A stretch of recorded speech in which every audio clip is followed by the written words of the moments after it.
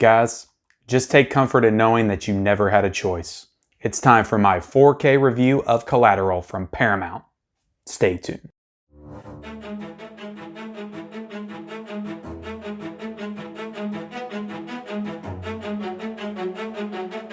What is up, everybody, and welcome to the Mid-Level Media channel. I am Ken, here today for a 4K review of Collateral, a release by Paramount that came out last December, I believe, like right at the beginning of December. I bought this at the beginning of last month, just getting around to watching it, just getting around to reviewing it. I put up a poll on my community tab page last week asking you guys, what do you want me to review? Do you want me to review Collateral, or do you want me to review John Carpenter's They Live? They Live won out about 60% to 40, but there was enough people that voted that I thought, hey, there's 40 people that want to see a review of Collateral. I need to give Collateral a shot, and I need to review it for those people as well. So I am doing the 4K review of Collateral here today on this channel. But before I get into the movie, if you guys are new to the channel and haven't yet hit that subscribe button, go ahead and hit it and subscribe to my channel for more great content. I do all kinds of great content on this channel centered around the world of physical media, movies, new announcements. I just broke a couple of days ago that Aliens is going to be in 4K. So I do all kinds of that type of stuff, physical media, movie-based content on this channel that I would definitely love for you to come check out on a regular basis. Also, be sure to comment down below your thoughts on the film Collateral, your thoughts on the 4K release of Collateral, and let's have a conversation about the movie and this physical media release. So with that, guys, like always, like I do with all these reviews, I'm going to talk about the actual movie. I'm going to cut into an unboxing. Then I'm going to come back and talk about the visuals and the audio and the special features of this video. I'm going to combine all of those scores together, and I'm going to give you an overall score and whether or not I recommend that you guys pick this release up. Getting into the actual movie itself, this movie is directed by Michael Mann. If you do not know who that is, he directed one of, if not the greatest action film of the entire 1990s with Heat, Robert De Niro and Al Pacino. He also did Manhunter, which is basically like the prequel to Silence of the Lambs. And then you have Thief. So yeah, Michael Mann, legendary director, has done a lot of awesome movies. This is a later Michael Mann film when he was kind of more refined as a filmmaker. This movie is starring Tom Cruise and Jamie Foxx, so two great leads in this film. It also has a nice supporting cast of people that I didn't even remember was in this movie. You got Mark Ruffalo, you got Javier Bardem, you got Jada Pinkett Smith, a lot of people that hadn't yet really broke out in the film scene. Of course, Jada Pinkett Smith had already been in movies before, but Javier Bardem, this is pre-No Country for Old Men. Mark Ruffalo, this is before he was in the Avengers and all of the other Zodiac, all the other great movies he would go on to do. As far as the pros, guys, I'm going to try to break it down to pros and then what I'm kind of mixed on. This is a very tense, thrilling movie with tons of great action and dramatic moments. You got Tom Cruise in this film that's very rare do you see Tom Cruise in a villainous type role. I can only think of two. You got this one, and then you got the more silly version in Tropic Thunder, where he's kind of a villain in that movie. But this is probably his most purest villainous performance that I've ever seen him in. So playing completely against type, at least for Tom Cruise as an actor, absolutely excels in this role. I wish he would do more villain performances. I think it would be awesome if he did, because he's absolutely great in this movie. A lot of depth to his character as well. He's not just all villain, just in the way like he interacts with Fox. You could tell he genuinely cares about Jamie Foxx's character, at least in some scenes. At least he does a good job of making you think that he does. So him and Jamie Foxx have a really good dynamic and chemistry with each other throughout the course of this film, even though I will say that Jamie Foxx doesn't ever quite reach his level of intensity as far as performance. I don't think he's as good. You got a really great style and cinematography that Michael Mann brings to this film. You got a lot of like real close-up cab shots in this film, like real close-ups on Jamie Foxx's face, Tom Cruise's face in the back seat. Just a really interesting style and and shot selection that you get in this movie. Then you got some really cool, like wide pulled out shots, almost like news helicopter type overhead shots of like following the car. It feels very much like you're watching like a broadcast news, like high speed chase or something. So that was a really cool choice that the movie chose to put in there as well. In the LA setting, just at night, it all looks so beautiful. And Michael Mann just really has a knack for shooting LA with these type of movies. Between this and Heat, it just looks really raw, really gritty, and just really beautiful as to how he shoots it. And the fact that this movie takes place all in night is just a really cool aesthetic to add to the film. Now, some of my cons with this movie are kind of what I'm mixed on. Is there is some scenes, some conversations that I do feel drag this movie out a little bit longer than it needs to be. It kind of breaks up the pacing and keeps it from being as good as I think that it could be. In particular, the scene where they go visit Jamie Foxx's mother, and then you get into his whole relationship with his mother. I don't really think that was needed in the film. It was a nice little wrinkle, because then you get to a scene with Tom Cruise talking about his father and how he was abusive, and all of this stuff to me wasn't really needed. I know it kind of added a little bit to the character depth of these two and just kind of their relationship and how they bonded together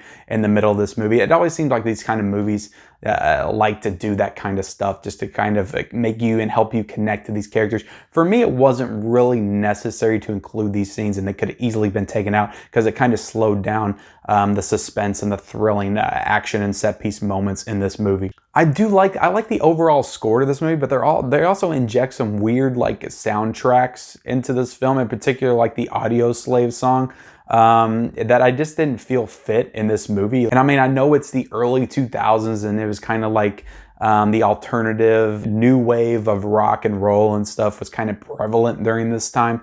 But to me, it didn't fit. You see this in a lot of movies at this time, and it doesn't age very well. Like I alluded to above, I don't think that Fox is as good as he would later become in other films. He's still good in this movie. He's serviceable, but he's required to make you believe at a certain point that he can handle himself in like an action type way, as he has to kind of go head to head and toe to toe with Tom Cruise's character. To me, it didn't really come off as believable as I think it would have in a better actor's hands. So I think that Jamie Foxx was good. He just wasn't great, at least not as great as Tom Cruise was in this movie. So overall, guys, I do enjoy this movie quite a bit. I think this is a very good movie. Do I think it's a masterpiece on the level of Heat? No, I do not, but I do think this is a very good film, and I will give it a score of a 4 out of a 5. So let's go ahead and move on to the unboxing, and we'll come back for the audio-visual special features portion of the video. All right, guys, so let's get into the unboxing portion of this review. Right here, guys, we have the Collateral movie, the 4K right here. You got this header right there up at the top. I do like the way that Paramount does theirs, at least in comparison to Universal. I like how the 4K is very small at the top and how they have this kind of metallic silver banner here at the bottom right there. But you got Tom Cruise, you got Jamie Foxx. This is, of course, a Michael Mann film, Collateral. The features HDR, high dynamic range. So this is not a sticker. This is just kind of a part of the slipcover. You got a nice spine right here, guys, with the Paramount logo at the top. Tom Cruise right there. Collateral, Ultra HD Blu-ray 2-disc set right there, guys. And on the back, you got this nice little image up top, this nice little kind of action shot of Tom Cruise with Jamie Foxx and Jada Pinkett Smith. Tom Cruise unplugged is the quote right there. Let's zoom in for this synopsis. You got the Blu-ray special features right here. You got the specs here at the bottom. Let's go ahead and take this out of the slipcover right here. The same thing right there. You got this same 4K banner with also the 4K Ultra HD as a part of the case itself. Same image right there, same spine, same reverse, only you have the cast list at the bottom right here this time. Go ahead and open this up. And unfortunately, no discard on here. Nothing cool about this at all, to be honest. You got a gray disc for the Blu-ray. You got a black disc for the Ultra HD 4K disc. So very plain Jane here with the disc. So with that, guys, for the packaging of Collateral, you know, I don't think that the artwork is anything special on the cover. And yeah, it doesn't have any artwork on the disc. I'm going to give this total package probably 3 out of 5. So let's get back to the special features audio visual quality portion of this video. All right, guys, so we are back to talk about the visuals and the audio and the special features of this video. So to me, guys, the visuals of this movie weren't the best. They weren't terrible. But for a movie that shoots almost primarily at night, I was expecting a more crisp look, especially with those contrasts and black levels. I just thought it would look a lot better because a lot of movies in the night in 4K look phenomenal, super clean, super crisp. That was the case when they were in the cab. All the scenes in the cab, when the real close-ups on the face, you could see all the detail with the HDR.